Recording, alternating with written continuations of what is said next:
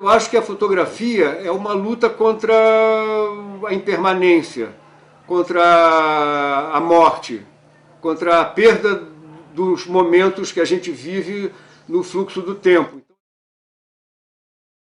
Marigo, uma pessoa admirável, desde pequeno. O Marigo era fotógrafo, ambientalista, ele não era formado, mas para mim ele era biólogo, ornitólogo, ele entendia de tudo. Ele tinha uma personalidade forte. Um homem de convicções, de fala alta, forte, ao mesmo tempo muito cuidadoso e amoroso no trato com o outro. E ele era uma pessoa questionadora, era uma pessoa engajada por natureza, né? Ele se entregava de uma forma tão intensa ao trabalho dele que ele pensava só em fazer a foto que ia ter maior impacto. Sem querer puxar o saco do meu pai, mas eu vejo ele como um fotógrafo de altíssimo nível. Eu vejo ele como uma pessoa que se exigia até mais do que o mercado nacional exigia dele. Eu acho que o Luiz Cláudio foi o primeiro fotógrafo de natureza do Brasil. Queria saber o porquê de tudo, né? Ele não se conformava com uma explicação simples para o problema. Ele ia no difícil, ele não ia no fácil. Eu acho que é o fotógrafo de natureza assim, mais preparado que passou por aqui, entendeu?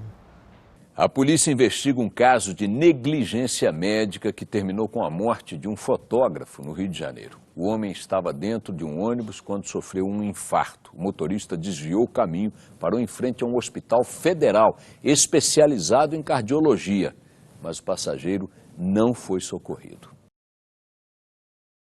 Se a gente mostrar só a desgraça, a perda da floresta, isso acaba insensibilizando as pessoas, acaba anestesiando. Como a gente hoje está anestesiado para a violência no Rio de Janeiro. É tanta notícia ruim, tanta miséria, que a gente perde a sensibilidade, a pele vai ficando dura, a gente vai ficando sensível como um rinoceronte.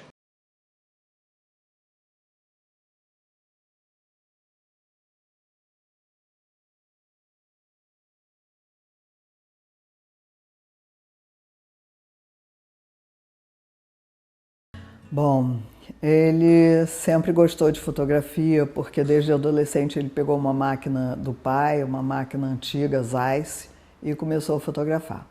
E aí, daí a algum tempo, ele entrou para a faculdade de economia. E o pai estava todo satisfeito, mas no segundo ano ele disse: eu não estou gostando nem um pouco de economia, não tem nada a ver comigo, e resolveu mudar na PUC, que ele estava estudando. Resolveu mudar para filosofia. Aí a família já ficou meio assim: filosofia, vai fazer o que com isso? Mas ele estava interessado em filosofia, porque foi uma coisa muito importante na vida dele. Para ele, pensar, resolver, refletir, era importantíssimo. Isso foi a base da vida dele também.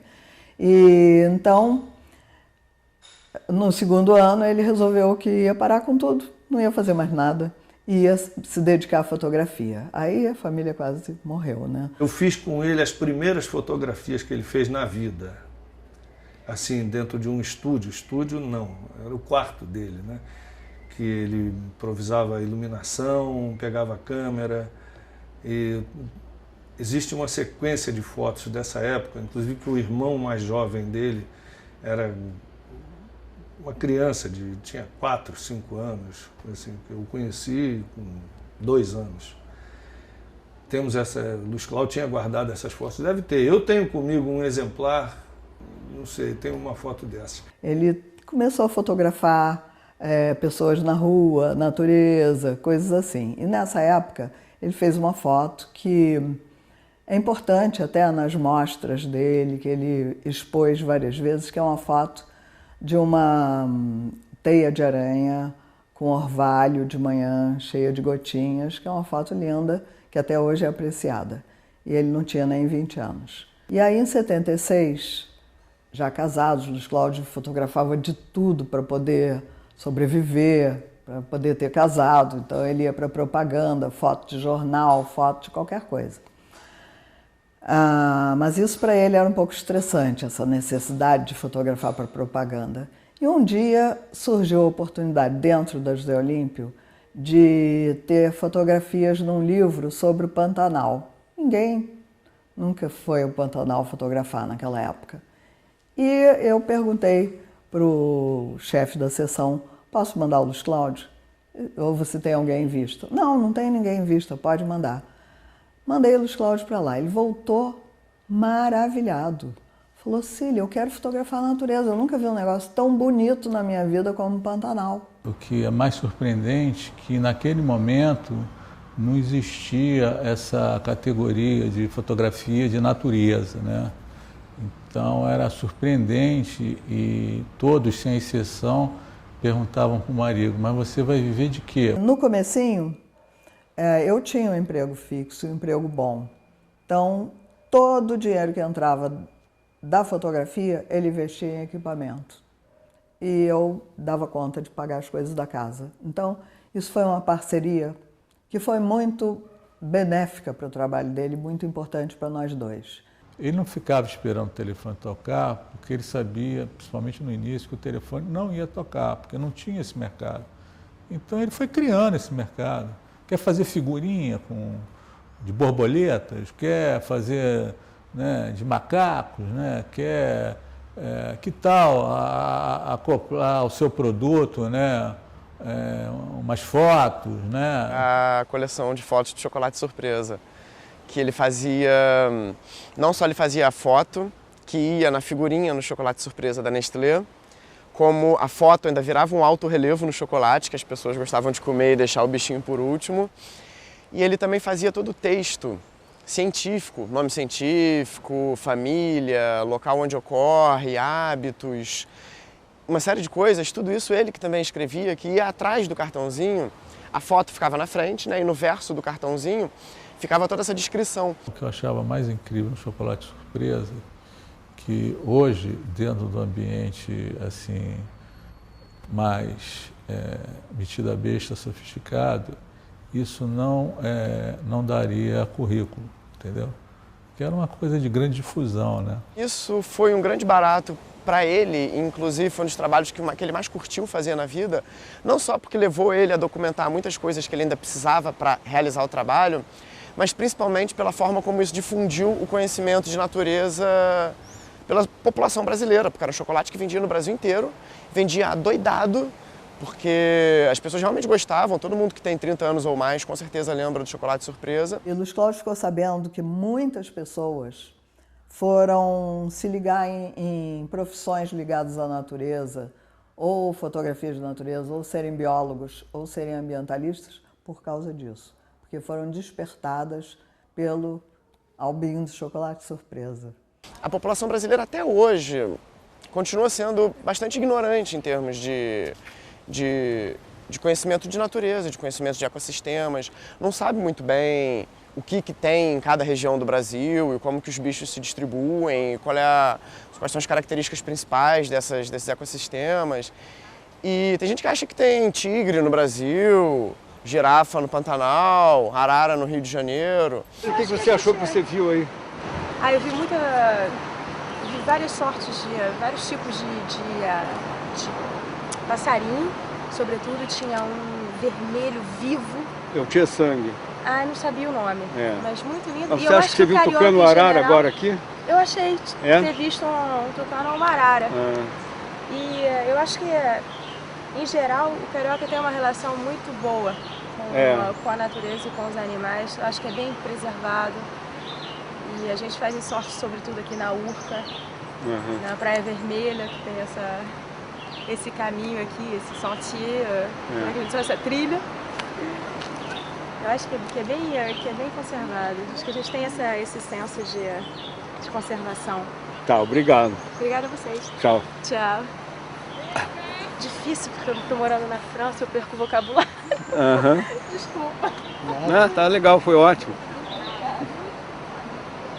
Arara no Rio de Janeiro, não tem jeito. Tinha uma coisa interessante, que quando o marido ia na minha casa, eu morava no Alto da Boa Vista, né? Praticamente dentro da Floresta da Tijuca, né?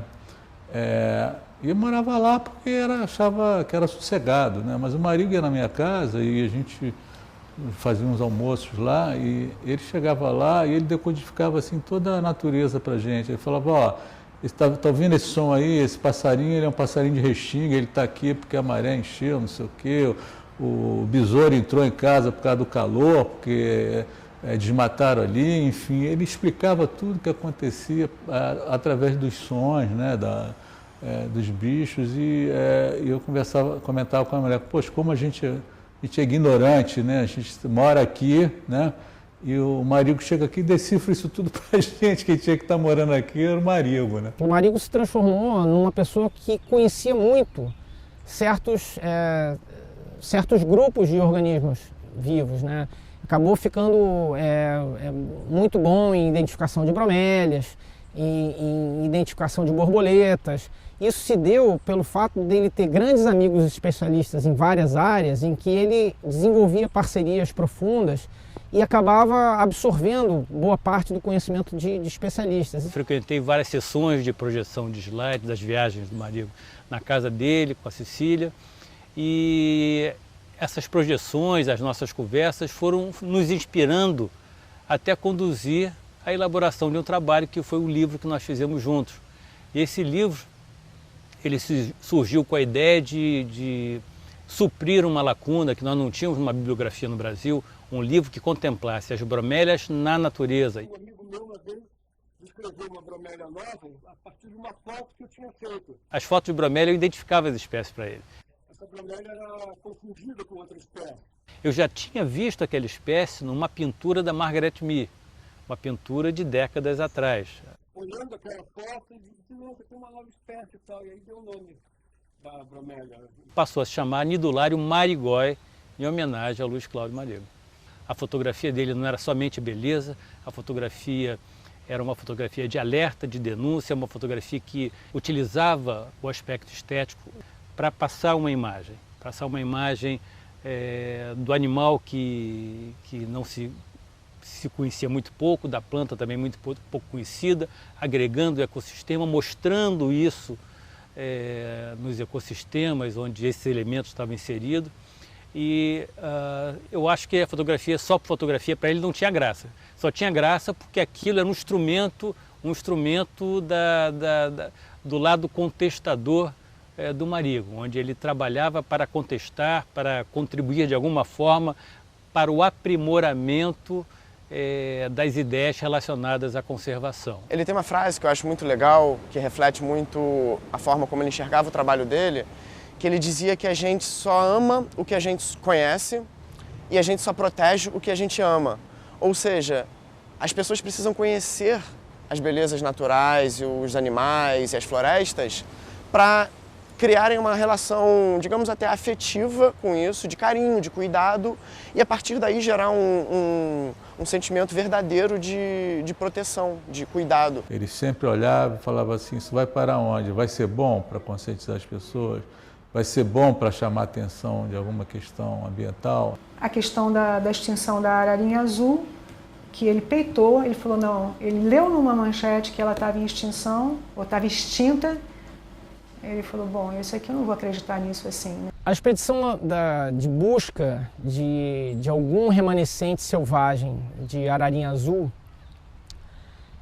ela só aconteceu por causa de uma pessoa, Luiz Cláudio Marigo.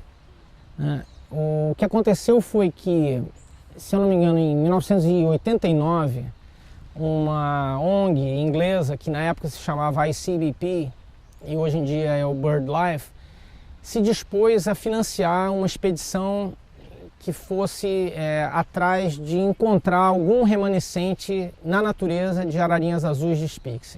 Já que a comunidade científica não tinha se manifestado, por assim dizer, ele, que a rigor era o quê? Um fotógrafo de natureza e um conservacionista. Teve a ideia de submeter o projeto. Aí sentamos os dois juntos, ele redigiu a proposta, a gente fazia um brainstorm, ele já redigiu, era na época do fax. O fax foi enviado, acho que 2 dias depois a gente recebeu uma resposta dizendo que havia interesse em financiar a expedição. Nós, então, determinamos que a gente ia gastar cerca de 2 meses para rodar 7.000 quilômetros pelo interior de vários estados do Nordeste, sempre ao redor de trechos específicos do Rio São Francisco, e assim nós fizemos. O único lugar em que a gente teve realmente confirmação de existência de alguém que tinha visto ou ouvido ararinha azul naquele ano ou nos anos anteriores foi o município de Curaçá, no interior da Bahia, às margens do Rio São Francisco. E no dia seguinte à nossa chegada, de manhã cedinho, a gente já foi para o local onde os vaqueiros da fazenda ouviam ararinha e tudo mais, e foi exatamente isso que aconteceu. A gente ia se aproximando e começou a ouvir a voz, que é muito característica, uma voz bastante alta, né, um volume bem alto. E aí era aquela coisa de, depois de, sei lá, a gente já tinha mais de um mês de viagem, a gente estava prestes a botar os olhos pela primeira vez numa ararinha azul livre na natureza, né? E acabamos vendo, um pouco depois, no mesmo dia, né, aquele que se confirmou como o último exemplar de ararinha azul livre. Essa história do Mamirauá é engraçada, porque, se não me engano, pelo que a minha mãe me conta, começou até aqui na URCA, numa palestra na UFRJ. A pessoa que estava palestrando era um cara muito importante, acho que o secretário de meio ambiente da época e tal. E meu pai ainda não era, digamos assim, ninguém. Mas era um cara com muita vontade e sempre foi um cara que não poupava palavras, não tinha medo de falar, de se manifestar. Então, ele interpelou no meio da palestra e falou que é muito legal essa história de que temos que conservar a natureza e tal, mas que ninguém dá nome aos bois. Quem são as empresas que estão desmatando? Quem são os reais responsáveis pelo desmatamento e como fazer para reduzir isso? E o cara ficou meio sem palavras, porque não esperava. Enfim, no final disso, meu pai foi procurar ele e conseguiu entrar no táxi dele, porque falou, queria conversar com você. O cara falou, olha, eu não posso, estou entrando no táxi. Ele falou, então eu entro no táxi com você para a gente poder conversar, vou até a Copacabana, que era o hotel dele. O cara, acabou que meu pai entrou no táxi e falou para ele, olha, eu quero que você pague uma passagem para eu ir para a Amazônia, fotografar a Amazônia. O sujeito falou, tá, mas quem é você, por que eu vou fazer isso? Ele falou, porque eu sou fotógrafo, quero documentar isso. O cara falou, tudo bem, mas em troca você vai ter que descobrir um lugar para a gente fazer a reserva, porque a gente está precisando criar uma reserva e já que você vai, a gente paga a sua passagem e você volte, por favor, com uma proposta de um local que se transforme numa reserva. Meu pai então conheceu o Márcio Aires, que era o biólogo, né, já falecido também, que foi um grande biólogo, que estava estudando o acari, que é um macaco super exótico, branco de cabeça vermelha, que ocorre lá onde é o Mamirauá. Então, juntos, eles elaboraram a proposta e apresentaram para o governo, e assim nasceu a reserva do Mamirauá.